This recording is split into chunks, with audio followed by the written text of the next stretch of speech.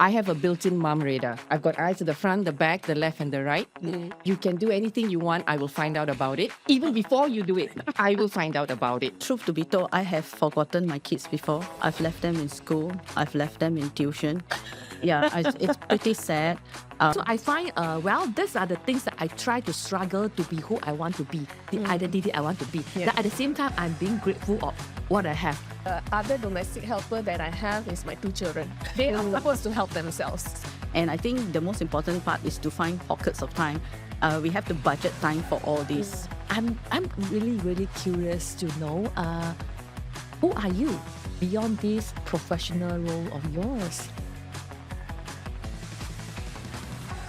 Welcome to Se-Ibu, a podcast where we gather 4 working moms who work with corporates. But what we are sharing here is not about the corporate lives we have, but about motherhood, about the challenges we go through, and to showcase that very authentic part of us. Conversations that you will not hear outside on any coffee table, but in this podcast. So join me together with Cheryl, Shireen, and Anna, where each and every one of us do have different number of kids. 1, 2, 3, and 4 respectively. So how amazing it is. So let's dive in and listen out to the podcast. Hello, mothers. Let me ask you this first question here. What is one phrase or one line that you say most often to your kids? Let me start, because this is something that I have been saying to them when they were young as a child, and now that they're all grown up, which is, I have a built-in mom radar. I've got eyes at the front, the back, the left, and the right. You can do anything you want. I will find out about it. Even before you do it, I will find out about it. But on the more serious side, now that my 4 children are all grown up, one of the things that I'm trying to instill in them is, it's okay to make mistakes as long as you're learning from it. Yeah. Because I want them to have the confidence to make their own choices. Go with your instinct. Trust yourself. Wow. Okay. All right. And now what about you? You a few times. I was thinking very hard what I Alright. say. I think today I'll probably say well done. Like if there's anything they've achieved, I'll say well done. Or previously when they were younger, if they've done anything, I'll say good job. Like in my family, even if my son spills the water, I would never scold him.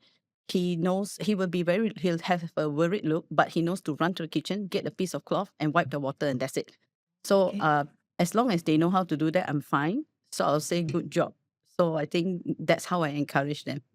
Yeah. Talking about good job and all this compliment, it reminds me of my phrase change. When my girl was younger, I tend to compliment her more. Good job, well done, wow, so clever. But as she grows up, it's more of, I find, reminder of sleep early. Remember to do this, remember to do this. So that's me. What about you? Wow, all right. When they were younger, just like Cheryl, I used to use the mom radar as well. And then it progressed to faster. As working moms, you're always rushing, trying to beat traffic, etc. So faster became the national anthem. But lately, we've sort wanting to encourage each other. And I think we use this phrase a lot, try harder, try better with each other. So it's not just trying harder, but trying better.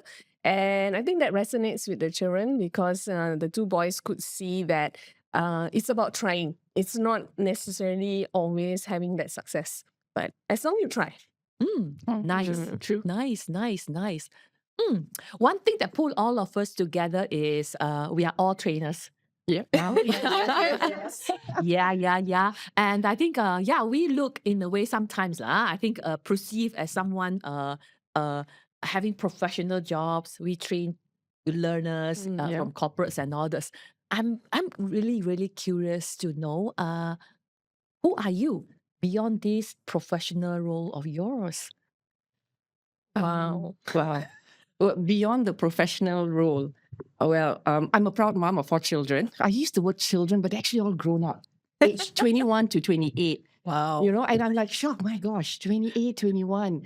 And beyond the flip chart papers, the marker pens, the whiteboard that, we use when we are in training, I am a part-time chef because I'm always planning the menu for the day, dinner or lunch. I'm a part-time counselor, relationships, advice, conflicts. So I must say I've actually honed my conflict management skills with the 4 children. I'm also a full-time home cleaner because the house doesn't get clean. Isn't it part-time now? No, it's full-time home cleaner. Both, laundry doesn't get done on its own. And now that, one of my boys on campus, he brings back the laundry for me to do on a weekly basis. So it's become a full-time home cleaner. And I find that, it can get chaotic, the home front. It is a structured mess, I must say. But the thing is, it is this, how chaotic it is and how messy it is. This is the energy that I pull into my training when I start to share my life experience and I start to share with the class. So it's kind of worked pretty well, actually. Well Yeah. done. Yeah. Well done. Yeah, thank you. This is I want to like a child. Well done. which is something, I never take my own advice. So thanks, Anna. Yeah, Shireen is actually having something quite similar because both of you don't have a domestic helper with you. So are you also a full-time, whatever she said? Yes. I think the other domestic helper that I have is my 2 children. They are supposed to help themselves. So as they grow older, right, I try to get them to do more at home as well.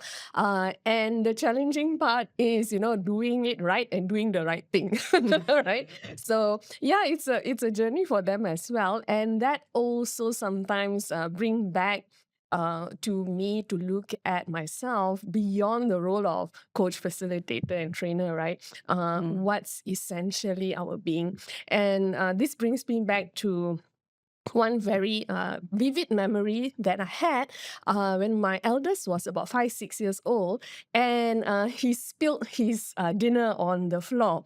And I remember picking it up and cleaning it, and I realized that end of the day, no matter what titles that we have, what roles that we have, what kind of certification that we have, that is what we will do. We will always be there to pick up after our kids or pick up at home. So I will always try to remind myself of that role that I have for a lifetime.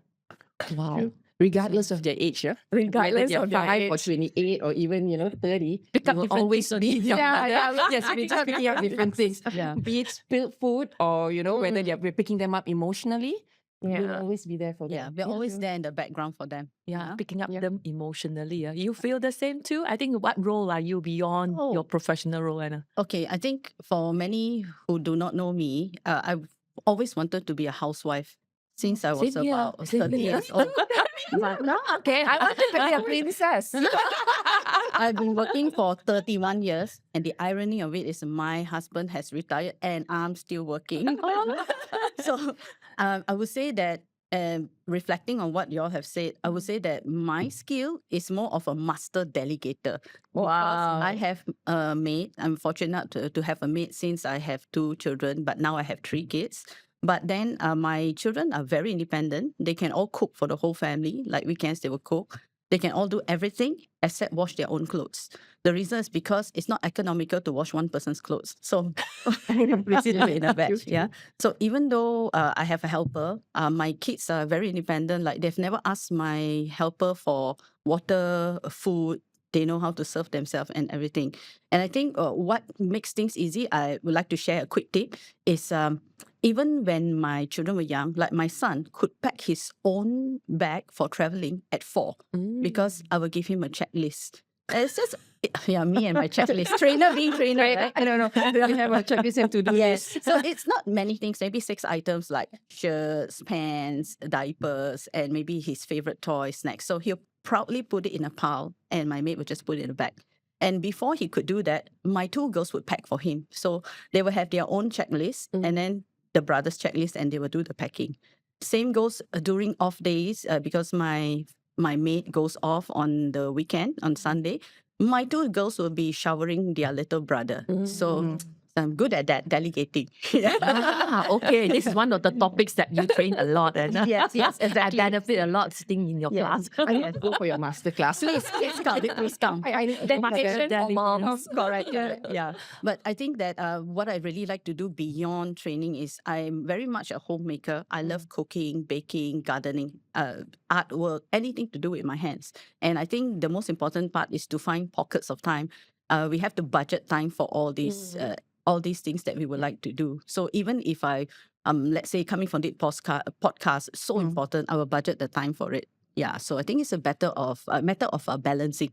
Yeah. Yeah. Which is actually quite interesting that you mentioned that, Anna, because one of the things I find is because, we wear many hats or many roles we play, Absolutely. balancing between both.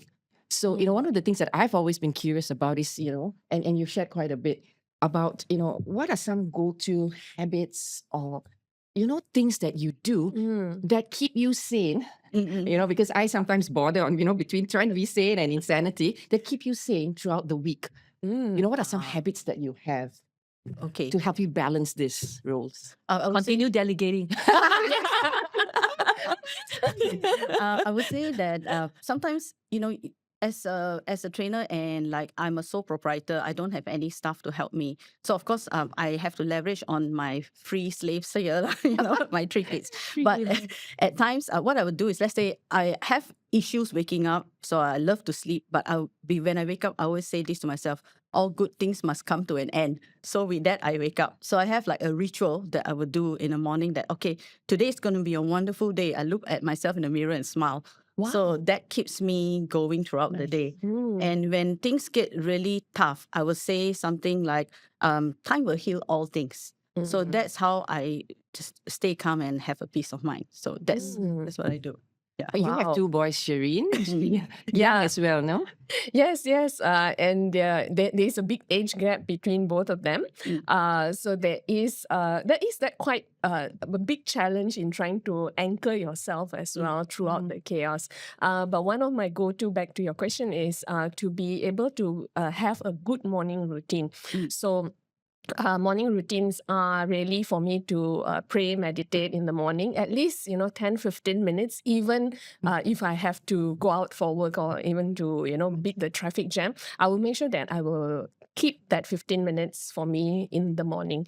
Yeah, if that 15 minutes is a bit compromised, then I do feel myself a little bit disanchored for the day. But I also find that power naps, if we can, help a lot, right? That 10-minute snooze, somewhere, really help you to reboost your energy and your battery for the day. Yeah, and lately, I've also picked up evening walks and runs. Yeah, so evening walks, 20 minutes, it helps you de-stress for the day, so that you become less of a tiger mom at home. We need to match our times because we stay quite close to one another, Klana Jaya. Yeah. Because one of the things that I find helps is I tend to take walks. It can be at night, just round the block. It can be, to 7-Eleven. Yes. Because the walk that I take just helps me to kind of reset, Yes. all the things that's in my mind. So that's one of the Yes. things that I do. Yeah. And yes, very similar to yourself as well, Shireen. What I do is every morning I must have my quiet time. Yes. Which works out because all 4 are grown up. So the elder 2 are off to work. One goes off to uni and then the other one's on campus. Yeah. So I do have, right now I find that I do have that.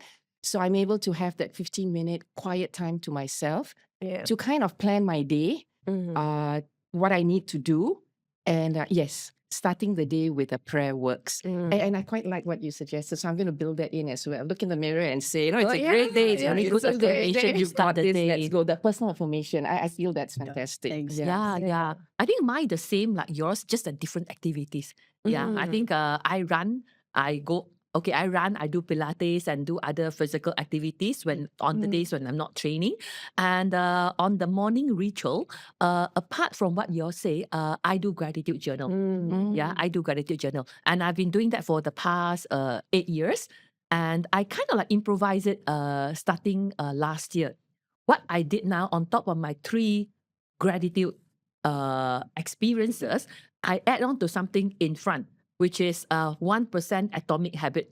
So I find, these are the things that I try to struggle to be who I want to be, the identity I want to be. Yeah. That at the same time, I'm being grateful of what I have. So when I kind of like balance this, I find it works for me. It works for me mentally. So that's what I do. On top of that, one of the things which is out of this so-called ritual that makes us a bit more balanced mentally, what I find helpful since I started this working from home lifestyle 30 years ago was I set clear boundary in between work and life. So I make sure now slack a little bit, but those days I really make sure 9 o'clock I'm sitting on my working desk in my home office, and I clock off about 6 or 7 the most, and I don't touch my laptop anymore at night or even on weekends. So I thought that helps.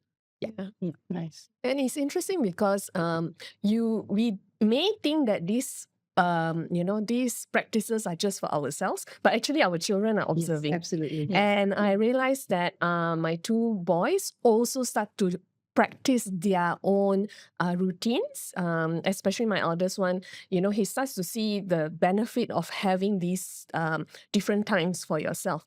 So initially, it used to be like, mommy is in her meditation mode, don't disturb her, etc. But now they are wanting to have their own quiet time as well, and I see they benefit from it as well. So it's very interesting what we do. We think is just for us, but somebody is observing us. That's role modeling. We talk about in class as leader, how you role model and all those things. So as we do, sometimes I think we are doing and planting a lot of good seeds. Absolutely. Yes. But now that we talk about it, we realize, hey, things that we preach in class actually are things that they are actually picking up from us, and we are role modeling what we do. And you'll be amazed how some of these habits, they actually are picking it up from us, and we sometimes don't realize it. Yeah, we don't realize it. One of the things I have also been, just to see, what I'm doing, and if there's anything else that I can pick up from the 3 of you, is, how do you stay connected or grounded with your children? Because training schedules can be hectic. You can be triggered suddenly to do a session. Clients can come in suddenly. Dates change. So sometimes whatever we have planned sometimes just gets thrown out of the window. How do you kind of stay grounded with them and be present with them? Okay, maybe I'll take this one and I'll share. I would say the first thing is to trust them. Even though they are young. Truth to be told, I have forgotten my kids before. I've left them in school. I've left them in tuition.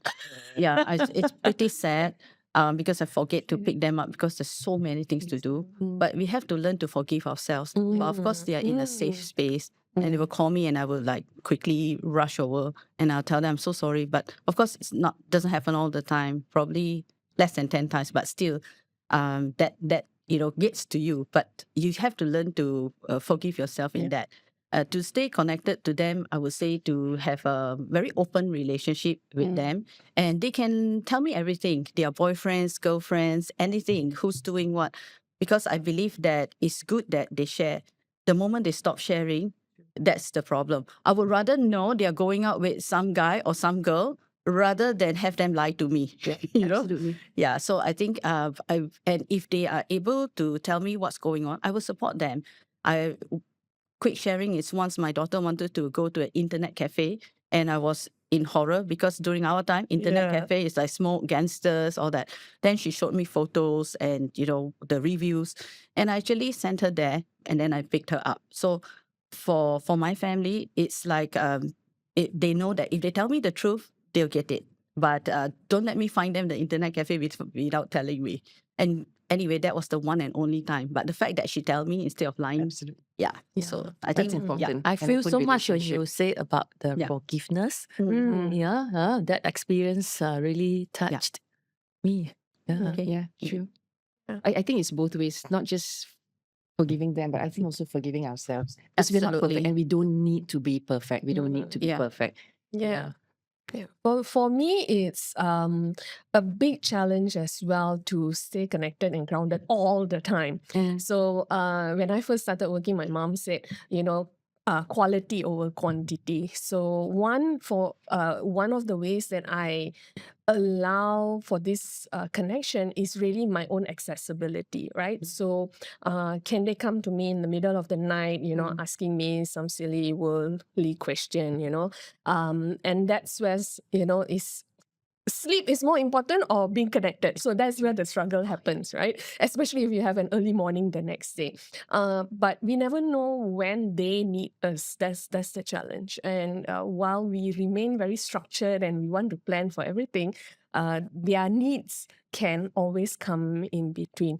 So I find that is the biggest challenge to be able to just remain connected, is to have that accessibility to us. So what's your tip when you were at that point struggling whether to give your time or save your time? All right. I think it's more like this is the time that if we miss it, we will miss it forever. So, and in today's generation, sometimes they will test you, to try and see whether you are accessible. If you are not, they will go somewhere else. So if not me, then who else are our children talking to? So rather be me, whatever I have to swallow, then let it be, right? So that was the challenge and the mindset that I have to be able to give up that few wings to sleep and to listen to their stories. Yeah. Nice insights and tips. I'm taking a lot of notes mentally, which I will forget when I walk out, because as age catches up, your CPU also gets low. I need to do action plan. I will have to get back to you girls again. All right. Thank you.